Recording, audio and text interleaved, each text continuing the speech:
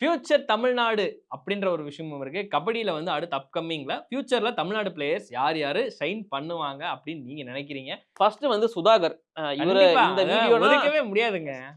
PKL season 10ல அவர் குடுத்த performance, தமிழ்நாட்டுல அவருக்கு இருந்த சப்போர்ட். இங்க சென்னையில தமிழ் தலைவாஸ் டீம் ஆடுறாங்க. தமிழ் தலைவாஸ் சப்போர்ட் இல்ல. ஆப்போனன்ட்ல ஆடுற சுதாகருக்கு சுதாகருக்கு தான் தான் சப்போர்ட் அவ்ளோ இருந்துச்சு. சப்போர்ட் இருந்துச்சு. பார்த்தோம். சுதாகருக்கு அவ்ளோ பெரிய ஃபேன் பேஸ் இருக்கு தமிழ்நாட பொறுத்தவரைக்கும்.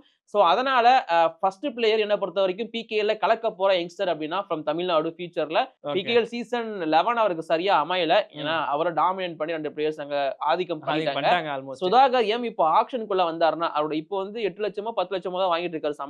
ம். ஆக்ஷனுக்கு வந்தாருன்னா, கண்டிப்பா ஒரு 50 லட்சம் வரைக்கும் போவாரு. ஒரு பெரிய டீம்ஸ் இவர டார்கெட் பண்ணி தூக்குவாங்க அப்படிங்கிற நம்பிக்கை எனக்கு இருக்கு. தமிழ் தலைவாசே எடுக்கிறதுக்கான வாய்ப்பு ரொம்ப அதிகமா இருக்கு. ஓகே. சோ கண்டிப்பா தமிழ் தலைவாஸ் மாதிரியான டீம் சுதாகர் எடுத்தாங்கன்னா, அவர் தான் பிரைமரி ரைடரா இருப்பாரு. நம்ம ஊரு பையன் கெத்து காட்டுவாரு. அண்ட்